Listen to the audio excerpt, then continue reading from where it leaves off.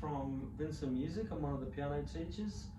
I'm going to be taking you through a few pieces from the piano at Adult Piano Adventures Volume 2. So what we have time for, we're going to be doing taps, Sole Mio, and Yellowbird. It's probably a good start there. So, okay, so this taps one, if you're up to this in the book, it's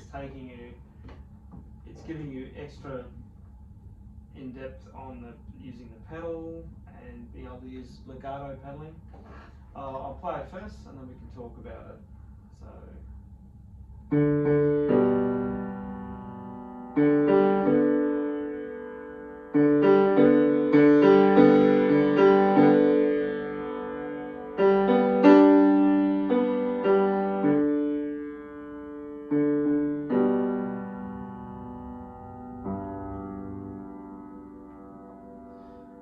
Okay, so it's like a bugle call when they use in the army. So the notes themselves are quite simple, using different G major inversions. Same chord, but swapping them around. So the hand position starts in a first inversion, moves to a second inversion, stays in that position, and eventually goes up to that top root position. Finishing off with a low G. But a lot of this is about the pedaling and how you can use it to connect between the bars. So after you catch it, you're going to catch it there, and then here, lift and put it down again. So in the previous tutorial, we talked about that up, down, hold it, when we had that pedal exercise on the page before. But from here, if I say what the pedal's doing, it'll be going. So you would have played up, down, hold, up, down, hold, up, down, hold. So the up, down, hold's getting a little bit faster to capture everything there. And then there's when you're practicing this, you want to learn it first, note by note, getting the rhythm correct, so you won't need pedaling for that. But when you have that mastered and you think you're getting used to that, then you can add the pedal in. The first way can be quite dry.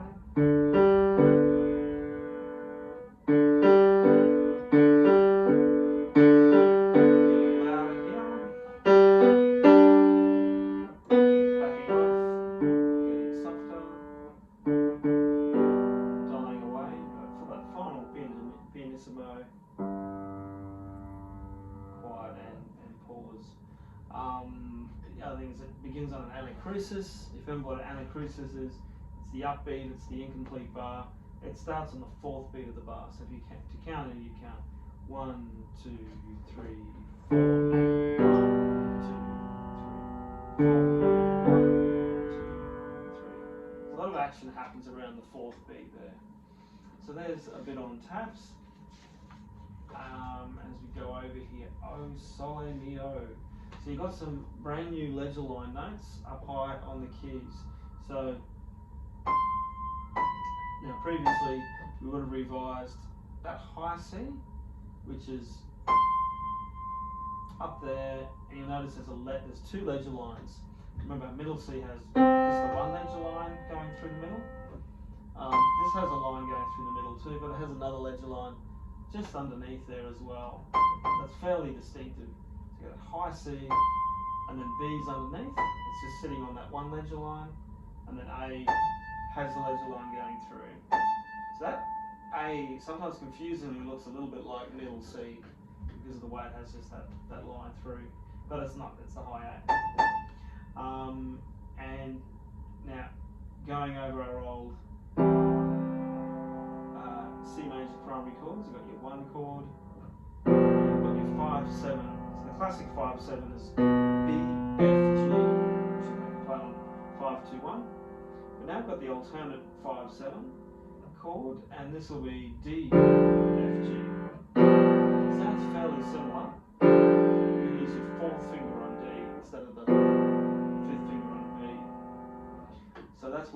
through, and then and then throughout this piece, not only is it going to be the alternate 5/7, it's also going to be broken chord too, like that kind of style. I'll play it through first, and then we can talk about it if we need to.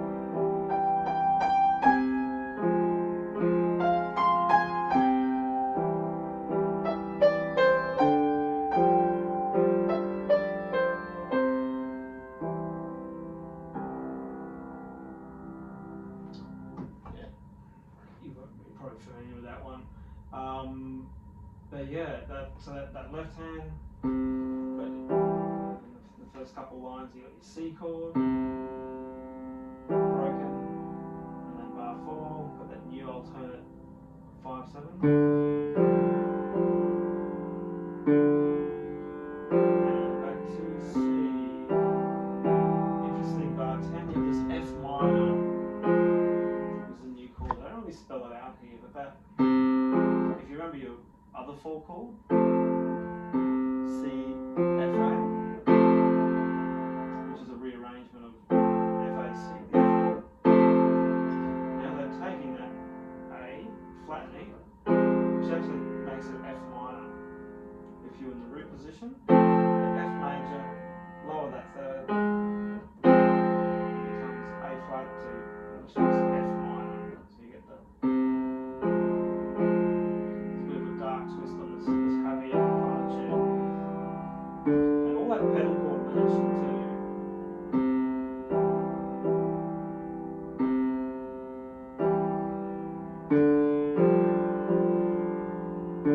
And so on.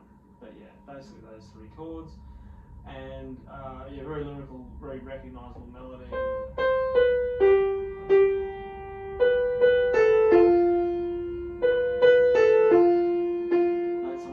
Changes there, watch for that. Change fingers again.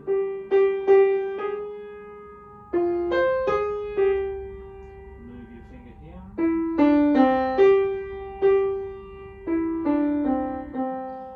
So same kind of thing, up an octave, see up in that high C ledger line.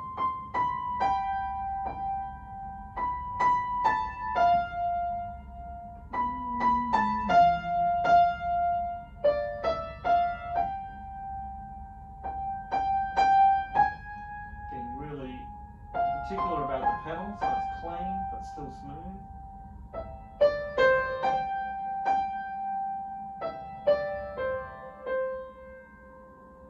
Yeah, and there's other things too, like when the pedal comes up.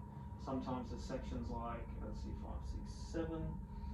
Bar 7, you've got the pedal coming up early on that first beat. So I went from bar 5 for a moment.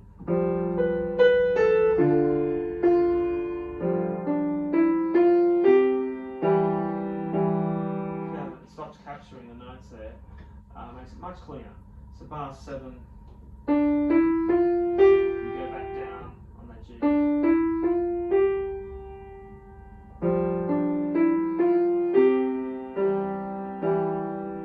So yeah, that particular detail of the pedal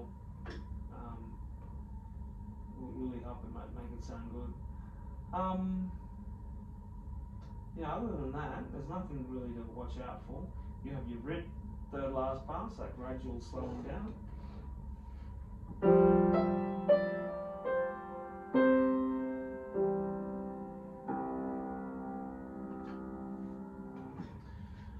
And yeah, I'm solving the O. And Yellow Bird on the next page, on page 24. So you've got this brand new rhythm. It's a syncopated rhythm, which means you have rhythms on the off beats in between the beats that that you'd usually have. So you do this little exercise. It's worth doing to get the counting solid. So first of all, we've just got a simple set of 4 crotchets, and when you count, you're going to put in the subdivisions, which are the ands, like 1 and 2 and 3 and 4 and 1 and 2 and 3 and 4 and. So you want to make sure you can do that, and then we want to try to do that on a chord. So we might pick this on. We're going to try putting this on into. Well, actually, look at that first one there. So we'll use C, the 1 chord, or on the left hand, 1 and 2 and 3 and 4 and then onto the 4 chord, 1 and 2 and 3 and 4 and so forth, and the 5, 7 chord, 1 and 2 and 3 and 4 and. Oh, look at that! I didn't pay attention. Key of G. Yeah, if we warm those up, instead of I play them in C major, those 3, sorry. It should be G major, so you'd have 1, 4, and 5, 7. Because it's what you're actually going to do in Yellowbird. Now, the tricky bit now is the next one down. That next rhythm down, a syncopation, so it'll be 1 and 2 and 3 and 4 and. It's like you get off at 2 somewhere else, and you come back on at 3, back on B. 1 and 2 and 3 and 4 and 1 and 2 and 3 and 4 and ba ba ba ba ba. That kind of thing. And again, playing through the 3 chords. Again, if we do it in G major, 1 and 2 and 3 and 4 chord, 1 and 2 and 3 and 4 and 5, 7 chord, 1 and 2 and 3 and 4. And yeah, at that point, bum, you should be ready to try this Yellowbird, which I'll play for you. And you'll note that rhythm happens quite a lot through here. I'll play it a little bit faster though.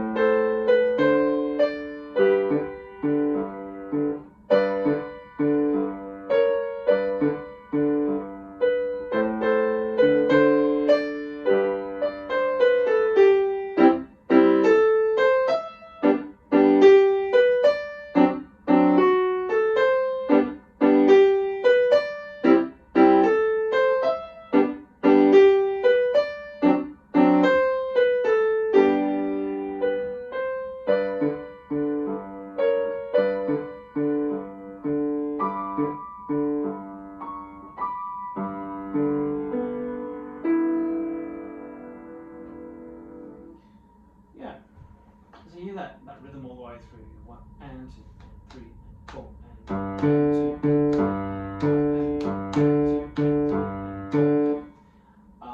And also we're in bar 11. 1 and 2. Well, a little bit different actually. 1 and 2 and 3 and 4 and 1 and 2 and 3 and 4.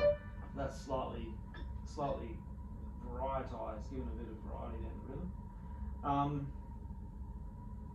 Yeah, at this point you should know your G major quite well, so you should be able to integrate it into this piece, and using stuff like A sharps and C sharps for chromatic colour. That's in bar 3, we have that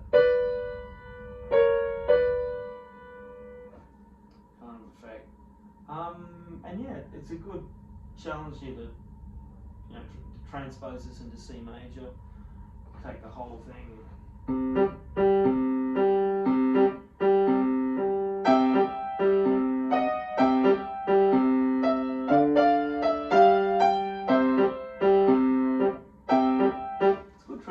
It makes you read again, makes you having to reread the music. You can try memorising it, and then as soon as you have to transpose it, you may be able to get it from memory from just your fingers, but chances are you'll have to look at the reread and try those patterns out again.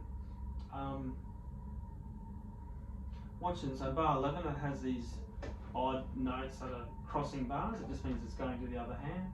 So in bar 11, you've got left, left, right, right, right.